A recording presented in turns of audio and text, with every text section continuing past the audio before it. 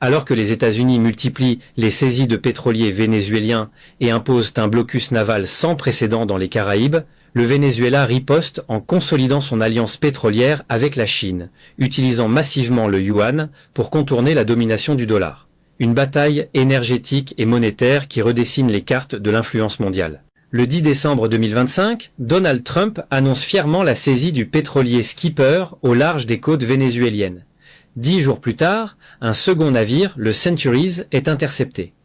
La Maison-Blanche ne cache plus ses intentions, bloquer totalement les exportations pétrolières du régime de Nicolás Maduro. Mais derrière cette offensive militaire se cache une réalité plus complexe. Le Venezuela, loin d'être isolé, a trouvé en Chine un partenaire stratégique prêt à défier l'ordre financier dominé par Washington. Depuis 2018, la Chine a lancé les contrats de pétrole libellés en yuan sur la bourse internationale de l'énergie de Shanghai. Ce système, baptisé Pétro-Yuan, permet aux pays sous sanctions américaines de commercer sans utiliser le dollar. Pour le Venezuela, qui possède les plus grandes réserves de pétrole au monde avec 304 milliards de barils, cette alternative est devenue vitale. En décembre 2025, plus de 600 000 barils de brut vénézuélien partent quotidiennement vers la Chine, représentant près de 80% des exportations totales de Caracas. Ces transactions se font presque exclusivement en yuan et en crypto-monnaie, principalement le Tether. La Chine importe ainsi environ 463 000 barils par jour depuis le Venezuela, soit près de 4% de ses importations totales de pétrole brut. Un volume qui a augmenté de 32% par rapport à 2024. Cette dépendance mutuelle n'est pas nouvelle, mais elle s'est considérablement renforcée. Pékin, premier importateur mondial de pétrole, cherche à diversifier ses sources d'approvisionnement pour réduire sa dépendance au Moyen-Orient. Le Venezuela, étranglé par les sanctions américaines depuis 2019, offre du pétrole lourd à prix cassé avec des rabais pouvant atteindre $12 le baril sous le prix du Brent après les saisies américaines. Comment le pétrole vénézuélien continue-t-il d'atteindre la Chine malgré l'embargo américain ? La réponse réside dans ce que les experts appellent la flotte fantôme.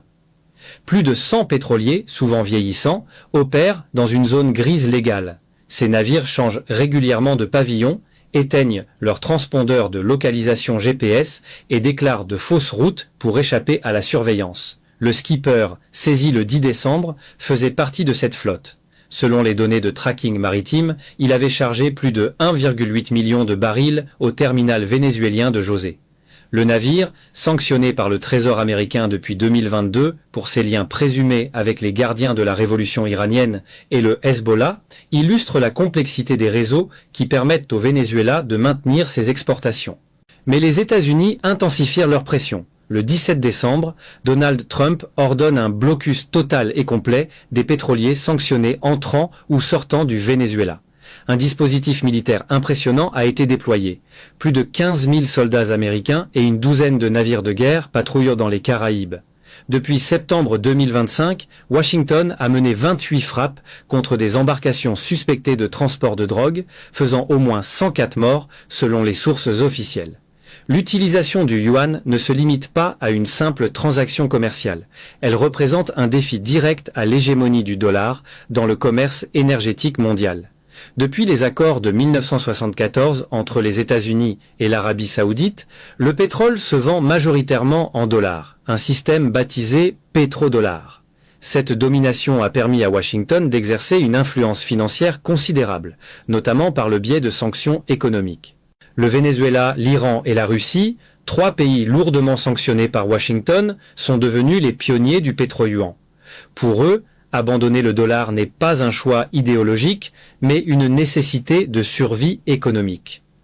La Russie, après son invasion de l'Ukraine en 2022 et l'exclusion de ses banques du système SWIFT, a vu la part du yuan dans ses règlements d'importation passer de 4% à 23% en 2022.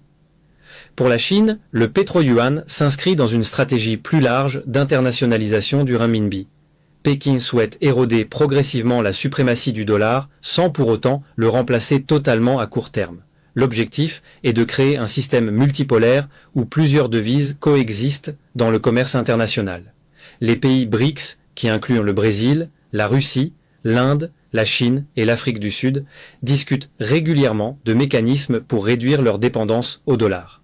L'alliance sino-vénézuélienne dépasse le simple commerce pétrolier. Des entreprises chinoises investissent massivement dans le secteur énergétique vénézuélien. En 2024, la China Chengda Resource Corporation a lancé un projet d'1 milliard de dollars pour installer une plateforme pétrolière flottante dans le lac Maracaibo.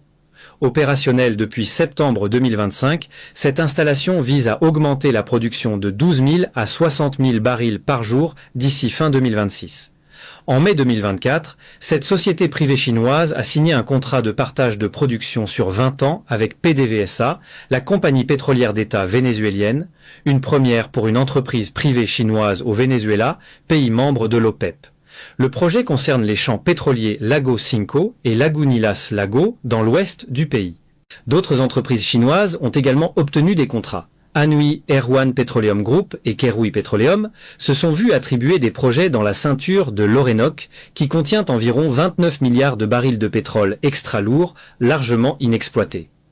Ces investissements, bien que risqués en raison des sanctions, permettent à Pékin de sécuriser des approvisionnements à long terme à des conditions avantageuses. La Chine a également prêté des milliards de dollars au Venezuela au cours de la dernière décennie. La China Development Bank a accordé 5 milliards de dollars à Bandes, la banque publique de développement vénézuélienne, en 2015. Ces prêts sont généralement remboursés en pétrole, ce qui garantit à Pékin un flux constant d'approvisionnement même en cas de défaillance financière de Caracas. La stratégie américaine ne se limite pas aux saisies de navires. Le 24 mars 2025, Washington a annoncé l'imposition de tarifs douaniers de 25% sur les importations en provenance de pays achetant du pétrole vénézuélien. Cette mesure vise directement la Chine et pourrait avoir des répercussions majeures sur les relations commerciales sino-américaines. En novembre 2025, Trump a déclaré une zone d'exclusion aérienne au-dessus du Venezuela, intensifiant encore la pression militaire. Le président américain justifie ses actions par la lutte contre le narcotrafic et accuse Maduro d'utiliser les revenus pétroliers pour financer des réseaux criminels. Mais il a également affirmé sans détour que les États-Unis pourraient conserver le pétrole saisi, peut-être le vendre ou l'intégrer à leurs réserves stratégiques. Maduro dénonce une tentative de pillage des ressources vénézuéliennes et une violation flagrante du droit international.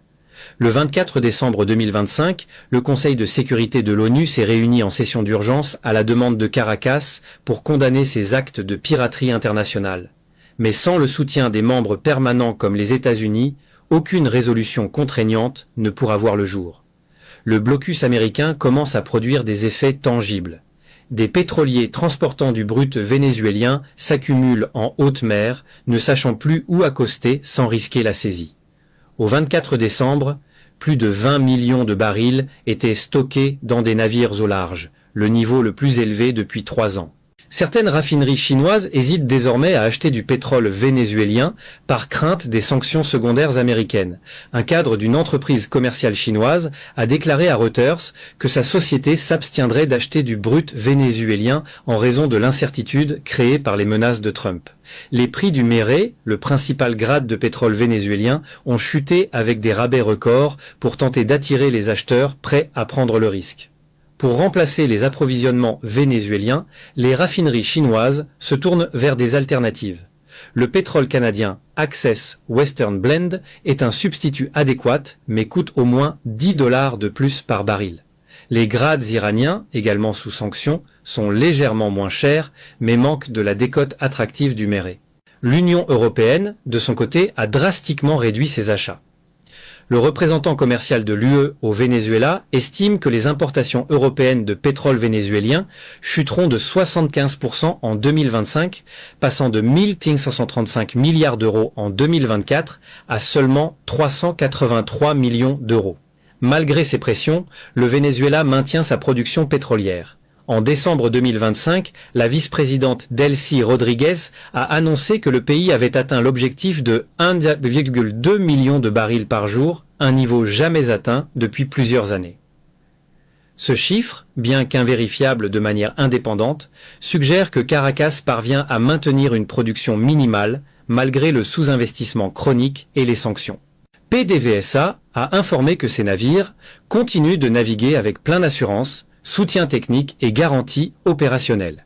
Le régime étudie même le déploiement de soldats armés à bord des pétroliers à destination de la Chine pour compliquer les interceptions américaines, une mesure qui pourrait transformer la confrontation économique en incident militaire. Les analystes notent que Maduro a déjà survécu à des situations bien pires. Entre 2016 et 2020, le pays a connu une hyperinflation dépassant 1 million de % et une production pétrolière qui était tombée à seulement 300 000 barils par jour. Le régime a démontré une capacité de résilience remarquable, s'appuyant sur le soutien de la Chine, de la Russie, de l'Iran et de Cuba. Le bras de fer entre Washington et le tandem Caracas-Pékin dépasse largement le cadre vénézuélien. Il illustre les tensions croissantes entre les États-Unis et la Chine pour le contrôle des ressources énergétiques et des routes commerciales mondiales. Pour Trump, l'idée qu'un pays doté de vastes réserves pétrolières dans l'hémisphère occidental soit étroitement allié à la Chine et à la Russie est inacceptable. La doctrine Monroe, invoquée par la Maison-Blanche le 2 décembre 2025, affirme que les États-Unis rejettent toute influence étrangère en Amérique latine. Cette doctrine du XIXe siècle connaît une résurgence inquiétante dans le discours trumpien, suggérant une vision néocoloniale de la région. Pour la Chine, défendre ses approvisionnements vénézuéliens est crucial, non seulement pour des raisons énergétiques, mais aussi pour affirmer son statut de puissance mondiale, capable de protéger ses intérêts économiques face aux pressions américaines. Certains analystes n'excluent pas que Pékin déploie des navires de guerre pour escorter les pétroliers vénézuéliens, une escalade qui pourrait mener à une confrontation directe entre les deux superpuissances.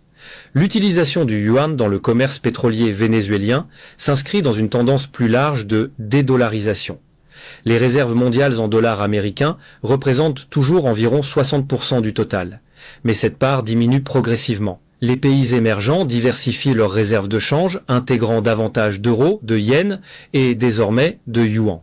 Le pétro-yuan ne remplacera pas le pétrodollar du jour au lendemain. Les marchés financiers américains restent les plus profonds et les plus liquides au monde. Le yuan souffre de contrôles de capitaux stricts qui limitent sa convertibilité totale. Mais l'émergence d'alternatives viables érode progressivement le monopole du dollar. À long terme, nous nous dirigeons probablement vers un système multidevises où le pétrole se vendra en dollars, en yuan, en euros et peut-être même en crypto-monnaie ou en monnaie numérique de banque centrale. Cette fragmentation accroîtra la complexité et les coûts des transactions, mais offrira aussi plus de résilience face aux sanctions unilatérales.